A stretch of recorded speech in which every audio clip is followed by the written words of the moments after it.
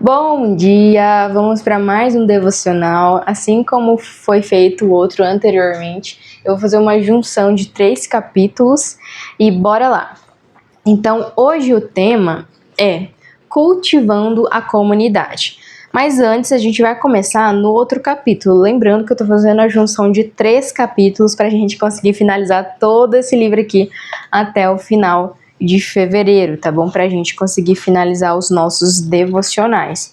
Vamos lá. O versículo-chave do capítulo Tendo uma Vida em Comum é: cada um de vocês faz parte do corpo de Cristo e vocês foram escolhidos para viver juntos em paz. Colossenses 3,15. Como é bom e agradável que o povo de Deus viva unido como se todos fossem irmãos. Salmo 133:1. Aqui fala mais sobre que a vida cristã ela foi feita para ser compartilhada.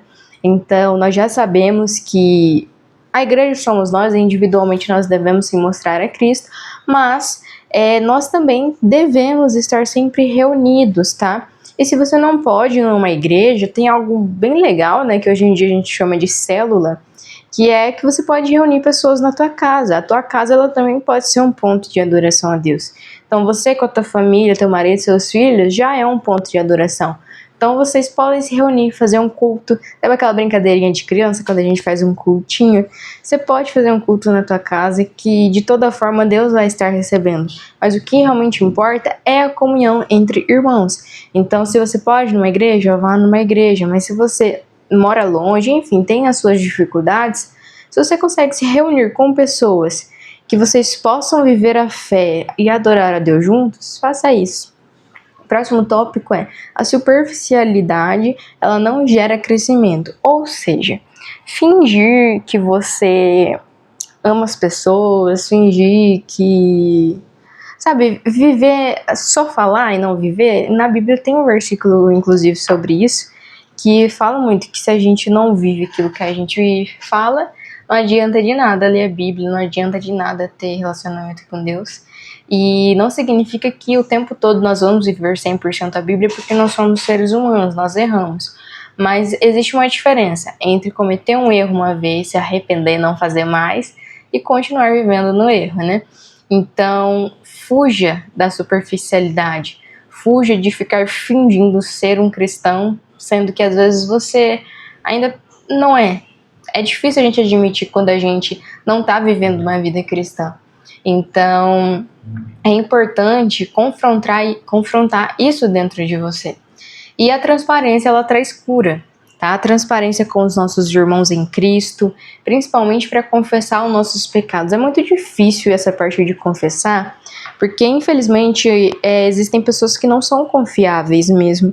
Mas a partir do momento que você conhece ao menos um irmão em Cristo, e de preferência que seja uma pessoa bem mais madura do que você na fé, que seja uma pessoa que realmente vai te exortar como você precisa, que ela vai falar o que você precisa, não o que você quer, é bem melhor. Isso te ajuda a trazer cura. Tudo que você coloca à luz traz cura. Não é confortável, porque tem coisas que a gente faz no off, no escondido, que não é legal trazer à luz.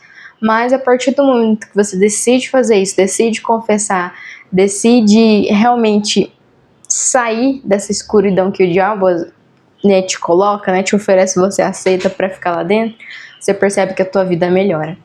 E agora, partindo para o próximo capítulo, né, que é cultivando a comunidade, o versículo-chave é: você poderá ter uma comunidade saudável, sólida, bem-sucedida e que Deus aprova somente se trabalhar duro para fortalecer os relacionamentos, tratando todos com dignidade e honra.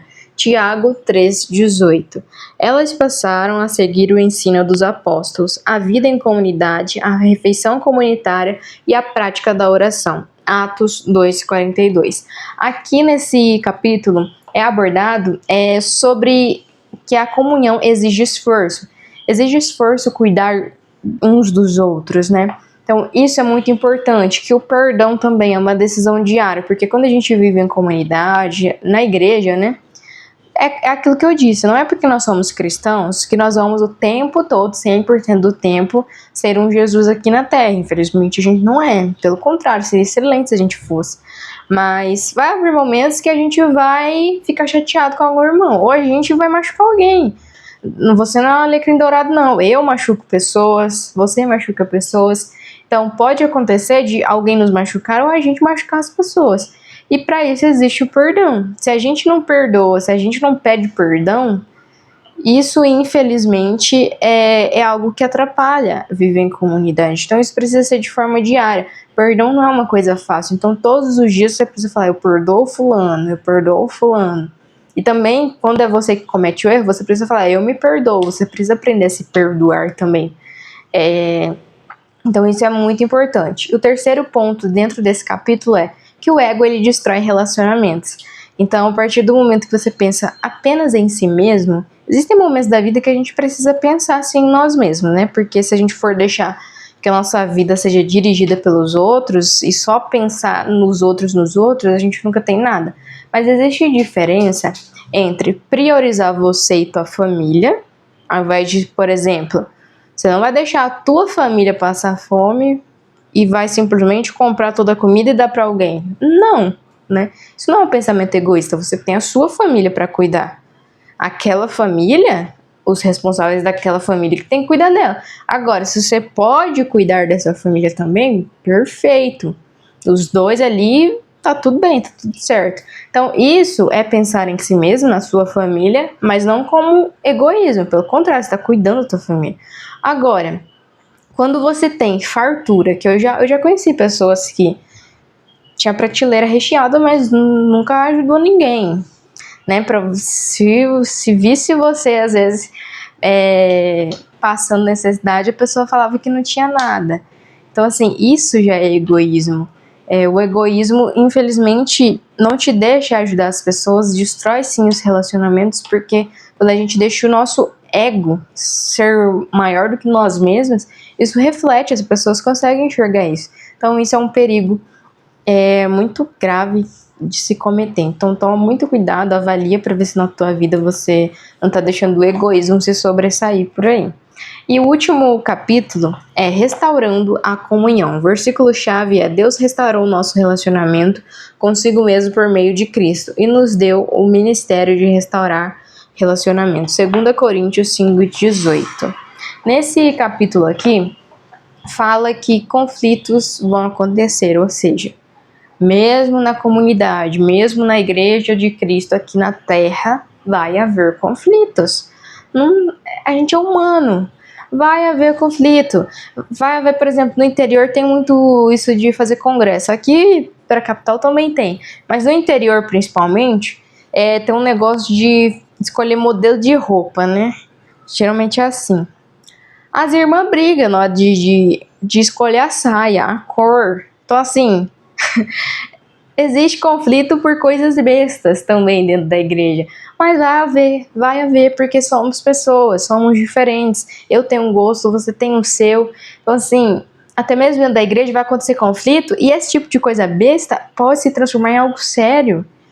Ixi, eu já tenho muitas histórias dentro da igreja, já vi muita coisa besta de um irmão às vezes ficar emburrado com o outro por causa de nada. Mas isso acontece muito e acontece frequentemente, infelizmente, né? E Deus, ele não se agrada quando isso acontece. Então, quando há conflitos, eu até coloquei ali no próximo tópico, Deus se agrada quando buscamos reconciliação. Então, aconteceu alguma coisa de errado, enfim, algum conflito, tá, o que vai fazer? Vai continuar nesse conflito? Vai continuar na briga? Ou vai haver reconciliação? Porque o desejo de Deus é que nós vivemos em comunhão. Então, vai lá e pede perdão pro seu irmãozinho. Ou perdoa o irmãozinho também, porque se o irmãozinho foi te pedir perdão, perdoa ele. Mesmo que ele não tenha pedido, perdoe ele. Lembre sempre que liberar perdão e pedir perdão não é sobre a outra pessoa, é sobre você. É liberar dentro de você uma coisa que você não deve carregar. É exatamente sobre isso. E resolver rápido as feridas é a melhor coisa que tem. Porque quando a gente deixa uma ferida aberta, infelizmente demora muito tempo para ela se fechar. E principalmente quando a gente não permite que essa ferida ela seja curada. Porque a gente fica sempre cutucando e não deixa sarar. Até sarar dói muito. Principalmente, eu não sei se você já teve algum machucado, que você teve que passar algum remédio que, assim, doeu pra caramba. Eu sempre tive aftas na minha boca. Recentemente eu percebi que diminuiu, graças a Deus. Mas eu tinha muita afta, principalmente quando era criança, adolescente. Eu lembro que eu acho que eu tinha uns 15, 16 anos, por aí. Me deu uma afta muito grande aqui na minha boca e não sarava, não sarava, não sarava. E aí um primo meu me deu um remédio e falou: passa que você vai ver, vai sarar. E na hora que a minha irmã pingou aquilo na minha boca, eu quase dei um soco na cara dela. De verdade. De tanta dor que eu senti, mas que sarou, sarou. Então assim, resolver feridas é a mesma coisa, feridas interior na gente. Quanto mais a gente enrola para permitir a cura vir, mais dói. Todo dia você vai sofrer com aquilo ali. Só que quando você permite vir a cura, vai doer pra caramba, por um tempinho ainda, e vai ser mais dolorido ainda do que você às vezes todo dia deixar cutucando, né? Mas que vai curar, vai. E não vai voltar mais. Você não vai precisar mais conviver com aquela dorzinha todos os dias. Você vai sentir uma dor terrível na hora da cura, mas vai curar. E é isso que realmente importa. Então, resolver rápido essas feridas que causa dentro da gente, que as pessoas causam em nós e que nós causamos nas pessoas, é algo muito importante, principalmente para quem é cristão. Então, busque fazer mais isso. E hoje, para você refletir durante o seu dia, a pergunta que você tem para meditar é: com quem estou precisando restaurar o meu relacionamento? E aqui não é só sobre relacionamento amoroso, não, de casal, casado, namoro, não. É sobre relacionamentos mesmo da vida. Pai, mãe, tia, amigo, colega, irmão de igreja, enfim. Uma pessoa que você sabe que ou não tá nada bem, ou tá mais ou menos bem, ou aparentemente tá bem, mas você sabe que tem alguma coisa para resolver. Com quem hoje você sabe que precisa resolver uma ferida? Se você pode conversar com essa pessoa, chama essa pessoa, conversa, precisa chamar mais alguém. Mas se você não pode, dobre o seu joelho, ora, fala: Deus, eu errei com fulano, eu me sinto assim, assim, assim. Seja assim, abre seu coração para Deus, pede perdão para Deus, pede para Deus levar o perdão até essa pessoa, que ainda assim é válido, tá? Ainda assim é válido.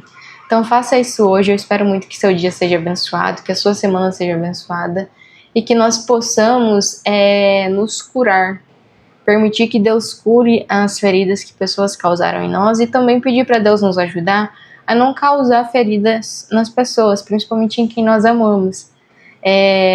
Infelizmente a gente corre o risco todos os dias de ferir mais quem a gente ama do que pessoas desconhecidas, porque um desconhecido a gente não vai conhecer e no primeiro momento já falar alguma coisa que vai ferir essa pessoa, fazer alguma coisa, não. Geralmente um desconhecido a gente acha essa pessoa bacana, maravilhosa, mas quem tá ali do nosso lado todos os dias, às vezes na convivência, a gente acaba fazendo coisas não por mal, mas machucando as pessoas. Isso é natural de acontecer, pai, mãe. Quem nunca brigou com o irmão, né? Na infância, às vezes falou alguma coisa, enfim. É importante todos os dias buscar realmente essa melhora, porque ninguém é perfeito. Nós não somos perfeitos, eu não sou perfeita, tô longe de ser perfeita. Mas o que realmente importa é todos os dias buscar isso, pedir para Deus mudar isso em nós e resolver muito rápido todos os problemas que aparecerem todos os dias. Mais uma vez, que seu dia seja abençoado e que Deus abençoe sua vida e você possa viver com propósito e viver com comunhão entre os irmãos e servir melhor as pessoas.